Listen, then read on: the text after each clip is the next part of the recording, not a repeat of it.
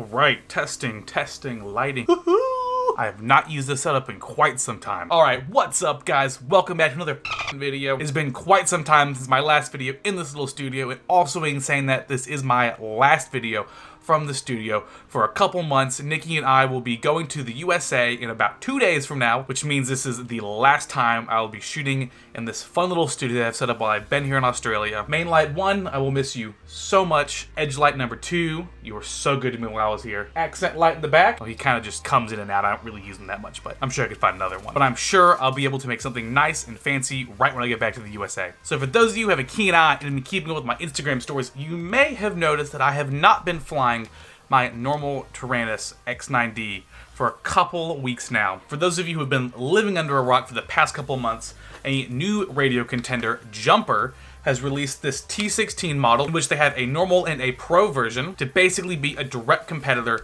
to the Tyrannus. Now, my radio usage history is a little bit convoluted, so when I first started flying a little over 5 years ago, I started off with the Turnigy 9X, which is kind of like a budget model of the Tyrannus at the time. So I flew that for about a year, ended up saving up over one of the summers, got myself a Tyrannus, and flew that for about a year to 2 years, I think I was flying it. And then I went to Joe Nall about 3 years ago and ended up winning myself a Futaba T14 SG, which honestly at this point was one of, if not my favorite radio I've ever used, and that really set the standard for radios for me back in the day. So I flew that Futaba exclusively for almost 2 years until last year I actually swapped back to the Tyrannus, just because this is what we use in DRL, and I really struggle going back and forth between using the Futaba T14 and then going to use this for DRL, and I really struggle going back and forth between using the T14 SG for most of my flying and at DRL having to come back to the Tyrannus. But now, since the DRL season is over and I'm really tired of flying this Tyrannus, and because Jumper has now released a basically clone of what the Futaba T16 is, I decided to go ahead and buy one of these guys with my own money and see if it lived up to the hype. I'm gonna go ahead, I'm gonna put this out there. This is not a huge, long-winded review on the T16. I don't go over every detail. I'm not gonna really go too much in depth on a lot of the things to try and sell you exactly. I'm basically just gonna be giving you guys an overview of the things that I like about the T16, the things that I didn't really like, and a lot of the things that I've done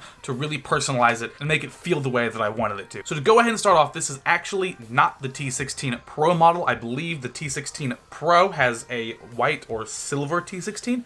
As you can see, this is red, which means I have bought the base model, which I bought for around 200 Australian dollars, I believe. And I actually got this before the Hall sensor gimbals came out, before the internal module came out, to really see if it was worth you guys investing in the Pro edition, or if you should just go ahead and just get the base model. The biggest differences between the Pro and the base model is the Pro model comes with the new Hall sensor gimbals and has the internal RF module already installed inside of it. Now, I know tons of people are always raving about Hall sensor gimbals, especially due to everyone using the M9 gimbals for some odd reason in the Tyrannus. Now, on a quick side note, I want to go and put out there that the M9 gimbals are terrible. I know that is not common opinion, but honestly, the stock gimbals in the Tyrannus, I feel, are infinitely better than the M9 gimbals. The M9 gimbals just have such a weird, loose center for like 3 to 5 degrees of travel where there's like actually no tension. It's just really sloppy center stick. The springs on it suck. They just don't feel right. They have a really weird like change in tension as you go further out of the stick. The springs are incredibly tight on it out of the box, and you actually can't loosen them enough to make them as loose as I like to fly, because I like to fly with relatively loose gimbals. And honestly, I just think the build quality of them is pretty terrible. The stock gimbals really feel a lot better. They feel a lot more organic when I'm flying around with them. They have a much larger range of stick tensions you can use on them, which honestly I think is the biggest selling point. And to be totally fair, the stock gimbals are what, like 20, 30 bucks for a set, which you have to replace once a year, maybe once every 2 years. Oh, also I forgot, the springs are so terrible. I've actually seen tons of people have the Gimble Springs break mid-flight. It actually happened to me when I was playing the simulator, just flying around, and all of a sudden my roll gimbal literally just exploded on me and there was no tension. So I actually had to pull a gimbal spring out of an old Tyrannus that I had and put it back in. But man, if I was flying and that happened, like totally just go nuts and end up crashing into something, which I think is completely unacceptable. So back on topic, back to this guy. So I'm gonna go ahead, I'm gonna go through the upgrades and the updates I've done to this guy and show you guys basically how I have my radio set up. So since this was the base model, this did not have the Hall sensor gimbals and it did not have the internal RF module when I bought it. Since then, I have both upgraded the gimbals to the Hall sensor gimbals. I have upgraded the springs in them because the stock springs I got were incredibly high tension and I hate high tension. I really like having some pretty loose gimbals when I fly around. I love the looser stick tension. I really feel like it's a little more organic, especially when you're going through center stick and you're trying to not make it look really hard, especially when you're trying to make it look organic going through the center stick regions when you're rocking back and forth from left to right. So aside from adding the internal module, adding in the new Hall sensor gimbals, and changing out the stock gimbal springs, everything else is totally stock on this guy. Now I'm gonna go ahead and put this out there. The Hall sensor gimbals are nice, but to be totally fair, I really don't notice a difference at all in the actual stick feel going between the Hall sensor and the normal stock potentiometer gimbals. Now, if your stock potentiometer gimbals do go out, you may as well go ahead and upgrade to the Hall sensor ones, but I definitely would say it's not a priority to go ahead and upgrade to those Hall sensor gimbals. Really, the only thing that going to the Hall sensor gimbals gives you is a little bit more longevity with your gimbals, and the potentiometers that actually come stock are rated for like 1 million cycles or something ridiculous like that. So honestly, you could probably last a couple years on just the stock springs on those gimbals, regardless if you have the Hall sensor or not. Now, the next upgrade after I put in the Hall sensor gimbals of this guy was actually change the stock springs out. The springs that came on the stock gimbals, as well as the springs that came on the upgraded Hall sensor gimbals, both were really, really tight, and I really hate it. I cannot stand tight gimbals. I really like them to be almost as loose as I can possibly get them. So the first thing I did on the stock gimbals as well as the Hall sensor gimbals was swap the springs out for the looser springs that came with it. Now, I've heard varying reports. I'm not sure if every single jumper radio you buy from all the retailers comes with the spare looser gimbal springs, and I'm not sure even if all the retailers come with the same springs in these radios. From what I've seen, a lot of the US retailers tend to have the gimbal springs with the really loose ones, but from the Australian retailer that I bought this one from, it came with the really stiff gimbal springs, and then it had a little baggie that came with it of spare parts that had the looser gimbal springs in it. Now, if you like the stock M9 gimbal tension, or even just the stock tension on the standard Tyrannus sticks, you'll probably end up liking the stronger and tighter gimbal springs that come with some of the stock T16s. Now, if you get your T16 and the gimbals feel pretty loose, you probably have the lighter springs in it. Also, if you do get your T16 and the stock gimbal springs kind of feel a little more stiff than the stock Tyrannus ones, chances are your model came with the stiffer gimbal tension springs. Now again, the gimbal springs are just complete preference. I went ahead and swapped mine out for the lighter ones because, as I said before, I love the light gimbal springs. I will go ahead and say swapping out the gimbal springs was a little difficult. I've changed the gimbal springs on the stock Tyrannus gimbals as well as the M9 gimbals, and I would say it's a little bit easier to change the gimbal springs out on the Tyrannus radios compared to the gimbals that come with the T16. I will say, if you are going ahead and you're going to swap the gimbal springs out, just make sure you do it slowly, make sure you give yourself a lot of time, and just be very methodical with the spring swap. I'd probably end up rating it about a 6 out of 10 in difficulty. It's definitely something that most people, if you've ever opened up a radio before, or most people who do work on quads, have the ability and the skill set to change these springs out. If you're brand new to this, you've not built any quads, you've built maybe one quad, you're not comfortable with opening the radio up and changing the springs out with like tweezers and stuff like that, I'd honestly just stick with whatever the stock springs that come with it are. Now, there are a lot of people who said they didn't like the T16 gimbals because when they tried it, they never actually changed the length of the sticks. The stock stick length is basically all the way slammed in. It's a really, really short stick, and honestly, it really doesn't fly that good. It makes it really clicky and difficult to travel smoothly through the center stick region, and it also makes the rates not really feel right, especially if you're transferring over from something like the Tyrannus. Now, I'm gonna go ahead and take this guy off and show you where I set my gimbal length to. So as you guys can kind of see here, here is the threaded portion of basically where the stick can screw into. And then there's basically one notch further down, and then beneath that is basically would screw the stick all the way in. That is where it would end. Now the stock gimbal basically comes with this screwed all the way in. Personally, I actually unscrew the stick ends until the very bottom of the stick basically meets where the threaded portion meets the non-threaded portion. Now that is personally just where I set my stick lengths. It pretty much makes it the same as the stick lengths that I ran in the Tyrannus. Now bringing that stick length out will go ahead and make that center stick a little less clicky, a little more smooth when you're traveling through it, and it'll also make the RC rate of your quad actually feel a little bit lower. That's basically just because the longer the stick is, the more throw that your fingers have to actually make the same amount of stick deflection, which then goes into your quad, which then goes to your rate, which then goes to your rotation rate, but I digress. Basically, longer sticks will make the quad feel like the RC rate is lower, shorter sticks will make the quad feel like the RC rate is a little bit higher.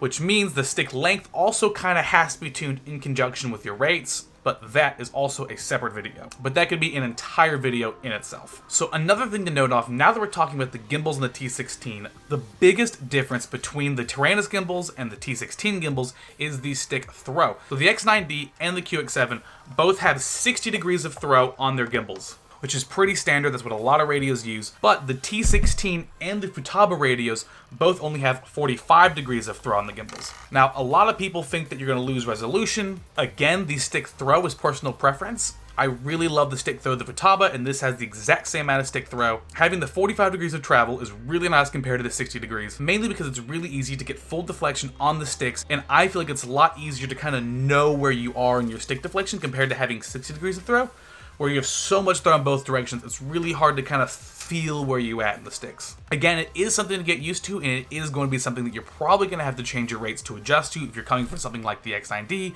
or the QX7. But again, it's just personal preference. I really like the shorter throw compared to the longer throw. It's something I'm just used to after been flying my Futaba radio for a couple of years. Another big thing I want to point out that I really love about the T16 compared to the FreeSky radios is on the back, if you pull these little rubber pads off, you actually have holes in here you can put a Phillips head screwdriver in and change the gimbal tension without having to open the radio up. And if you guys haven't seen my video about gimbal tension, I think that's one of the biggest things that people need to tune and adjust, because changing your gimbal tension will make your quad fly totally different and honestly can make it fly a lot better, especially, for example, you realize you like really, really tight gimbals, but you've been flying loose gimbals your whole life, or if you're like me and you flew tight gimbals your whole life and then you really loosened everything up and realize you love loose gimbals. So again, these two little rubber pads just pop off the back. You can go ahead and stick a Phillips head screwdriver in, change the gimbal tension, easy peasy. You don't have to open the radio up like you have to do with the Tyrannis radios. Now that we've totally exhausted all of my gimbal upgrades and I've showed you how I like to set mine up, and personally I run the tightest tension I can get through the back of the radio on roll, pitch, and yaw after installing the looser tension springs. The next thing I want to talk about is the internal RF module. Now if you have the T16 Pro, this guy comes with the internal RF module. It's super sweet. You can bind to like literally anything. Honestly, didn't realize how nice it was having a multi-protocol module until I started binding things to this. I have a bunch of weird old receivers that I can now bind to and use them in a pinch if I really have to. And on top of that, pretty much any bind and fly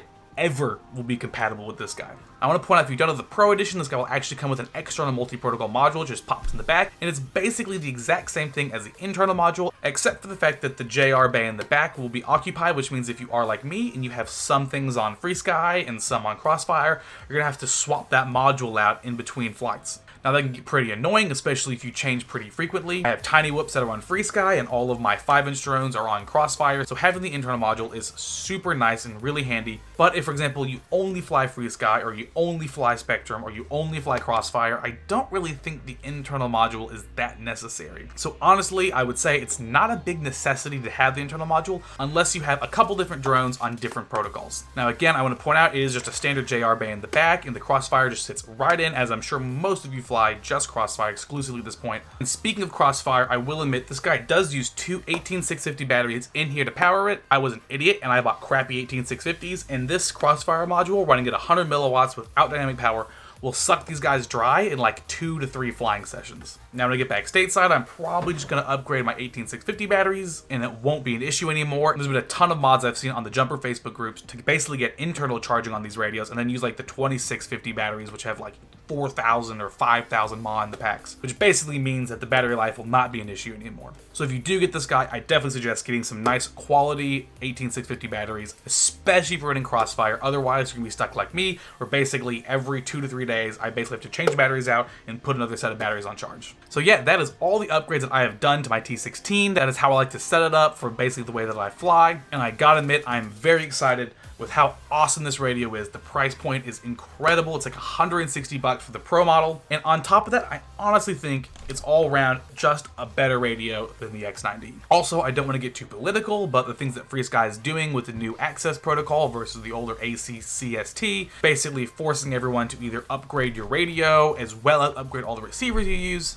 kind of a dick move by FreeSky. But regardless, I'm pretty much all Crossfire, so it doesn't really affect me that much. And I gotta admit, I'm just super happy that finally a more quality feeling radio in this price point has finally come out. So if you are in the market for a new radio, I really, really highly recommend this guy. Now I also want to point out, I bought all this stuff with my own money. I bought the base model, then I bought all the upgrades myself. I've installed everything, I've changed everything on my own, and I've basically spent the last month figuring out how I like to set this radio up. And that's why I've kind of delayed putting this video out, because I didn't want to put anything out before I ended up finding the perfect settings that I like for this radio. Because I will admit, at first, with it just bone stock, wasn't that big of a fan. Changing the gimbal springs, changing the gimbal length, getting the gimbal tension right, and getting the stick length right really made a huge difference in how the radio feels.